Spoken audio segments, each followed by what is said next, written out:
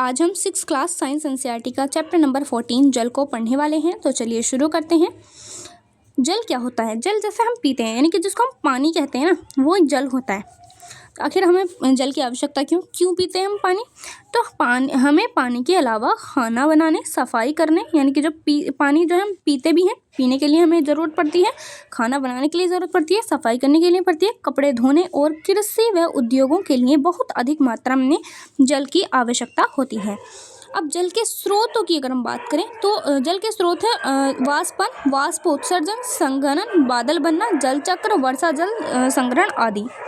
इन सब के बारे में हम समझ लेते हैं।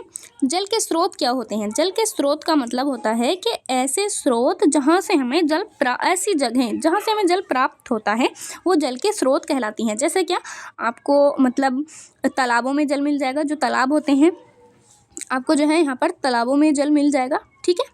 और इसके अलावा तालाबों के अलावा आपको जो है कुओं में जल मिल जाएगा, कुएं जो होते हैं। इसके अलावा आपको नहरों में यहाँ पर जल मिल जाएगा, नहरें भी इसका स्रोत है। इसके अलावा आपके पास जो सबमर्सिबल होते हैं, उसमें यहाँ पर आपको जो है मतलब मिल जाएगा ये जल, यानी कि सबमर्सिबल से जो आप पानी लेते हैं वो। इसके अलावा जो नल होते हैं, नलों से आपको पानी मिल जाएगा। यानी कि ऐसी सारी चीज़ें जिनसे हमें जल मिल जाता है, जिनसे हमें पानी मिल जाता है, वो क्या कहलाती हैं? वो कहलाती हैं जल के स्रोत। बाकी आपको और कौन कौन से स्रोत पता हैं और कहाँ कहाँ से आपको पानी मिलता है, वो अपने कमेंट बॉक्स में बताना है। इसके अलावा वाष्पन क्या होता है? वाष्पन का मतलब होता है कि जब हम पानी को जो है, मान लीजिए आपके पास एक बर्तन है, ठीक है। उस बर्तन में आपने यहाँ पर रखा पानी रखने के बाद आपने उसको जो है यहाँ पर यहाँ पर गर्म करना शुरू किया। यहाँ पर आपने गर्म किया उसको आग से,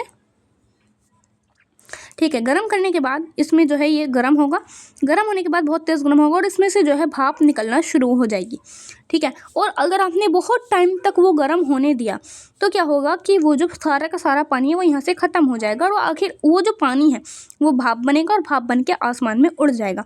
तो वो क्या कहलाती है? वो कहलाती है हमारे वाष्पन, ठीक है। वाष्पन गर्म करने से भी होता है और इसके अलावा अगर बहुत तेज़ गर्मी पड़ती होती है तब भी वाष्पन होता है। यानी कि अगर आप देखें तो आपने जब बहुत तेज़ गर्मी पड़ती हुई हो, आप कहीं पर पानी डालेंगे तो एकदम पानी सूख जाता है, मतलब वो जो पानी होता है वो एकदम वाष्प बन के उड़ जाता है, ठीक है। वाष्प उत्सर्जन किसे कहते हैं? वाष्प उत्सर्जन का मतलब होता है कि जब जो वाष्प होती है वो जब निकलती हुई यहाँ से होती है, यानी कि जब यहाँ से निकलती हुई होती है तो उसको उत्सर्जन कहते हैं, वाष्प उत्सर्जन। लेकिन जब वो आसमान में उड़ जाती है तो फिर वो कहलाती है वाष्पन, ठीक है। यानी कि जब यहाँ पर गर्म हुई वाष्पन और जब यहाँ से निकल करके ऊपर को चली गई वाष्प उत्सर्जन। अब संघनन क्या होता है? संघनन का मतलब होता है, जैसे मान लीजिए आपने यहाँ पर पानी गर्म किया, जैसे पानी गर्म किया, पानी गर्म करने के बाद यहाँ पर जो है ये भाप के रूप में बन जाएगा। तो जो भाप होगी वो वाष्पन कहलाई। जब ये पानी उड़ गया तो ये वाष्प उत्सर्जन कहलाया। और भाप उड़ने के बाद यहाँ पर ऊपर जाके आसमान में मतलब बादल बन जाएगा। वो जो इकट्ठा हो रहा होगा पहले, यानी कि जब बहुत सारा पानी आएगा, मतलब बहुत सारी भाप आएगी, बहुत सारी आएगी, आने के बाद ये सब एक तरफ को इकट्ठा होते रहेंगे, तो ये होगा संघनन, ठीक है। फिर उसके बाद जब बहुत सारी यहाँ पर आ जाएगी तो इसका बन जाएगा एक बादल, ठीक है। इस तरीके से बादल बनता है। फिर उसके बाद ये जो बादल है ये इसकी बारिश हो जाएगी, बारिश होकर के फिर आपके पास आ जाएगा, ठीक है। फिर आपको इसको फिर से गर्म करेंगे या फिर आपके पास आने के बाद ये जो पानी है ये नहरों में गिरेगा, नहरों में जो है धूप पड़ेगी, धूप पड़ने के बाद ये गर्मी की वजह से ये फिर से ऊपर उठेगा, फिर से वाष्प बनेगी, फिर से उत्सर्जन हो जाएगा और फिर से संघनन होगा, फिर से बादल बन जाएगा। यानी कि ये पूरी की पूरी जो प्रक्रिया जब ये चलती रहती है तो इसको हम जल चक्र कहते हैं, ठीक है। और वर्षा जल संग्रहण का क्या मतलब है? वर्षा जल संग्रहण का मतलब होता है कि जब बारिश हो रही होती है, ठीक है, बारिश के टाइम पर जब बारिश हो रही होती है तो बारिश का अगर आप पानी उसको इकट्ठा कर लेते हैं, बारिश के पानी को आप अगर इकट्ठा कर लेते हैं तो उसको वर्षा जल संग्रहण कहते हैं, ठीक है। अब महत्वपूर्ण स्थितियों के बारे में देखें तो हमें जो है जल की कुछ महत्वपूर्ण स्थितियाँ जो हैं हमें देखने को मिलती हैं, जिसमें से कि एक होती है फ्लड यानी कि बाढ़ आना और एक होती है ड्रोट यानी कि सूखा पड़ जाना।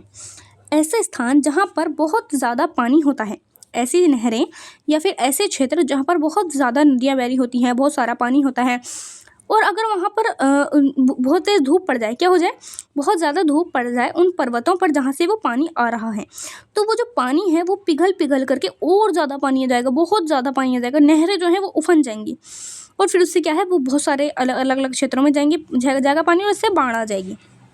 ठीक है। और गर्मी के टाइम पर ही अगर कोई ऐसे स्थान है जहाँ पर बहुत ही कम कम कम पानी बहता है और ऊपर से भी बहुत ही कम पानी आता है, यानी कि ऐसे क्षेत्र जहाँ पर बहुत ही बहुत ही कम सा पानी आता है, पानी की कमी है, तो अगर उन पर धूप पड़ जाए तो वो क्या करती हैं, वो सूख जाती हैं। समझ गए? तो ये होता है सूखा पड़ना। अब जल जीवन के लिए बहुत ही ज़्यादा ज़रूरी होता है। जैसे कि आप जानते हैं, आपको कितने सारे काम होते हैं, मतलब बहुत सारी चीज़ें होती हैं, उसमें आप पानी का, जल का इस्तेमाल करते हैं, तो इसके लिए बहुत अनिवार्य है। और बढ़ती जनसंख्या, जितनी ज़्यादा जनसंख्या बढ़ती जा रही है और दुरुपयोग के कारण, यानी कि इसका पानी का कोई मतलब बहुत सारे लोग ऐसे होते हैं जो पानी का दुरुपयोग करते हैं, यानी कि पानी को जो है सही से नहीं रखते, ऐसे ही मतलब कर देते हैं, मतलब उसका जो है दुरुपयोग करते हैं, सही से इस्तेमाल नहीं करते। इसकी कमी हो रही है, यानी कि जो जल है वो बहुत ज़्यादा कम होता जा रहा है। इसीलिए हमें जल का संरक्षण करना चाहिए, यानी कि सेव वाटर, पानी को हमें बचाना होगा। ठीक है। और आप सभी को जो है यहाँ पर कमेंट बॉक्स में लिखना है कि हम सब जो है जल को बचाने का काम करेंगे। ठीक है। तो ये थी आज की हमारी वीडियो, बाकी अब मिलते हैं नेक्स्ट वीडियो में। Thank you.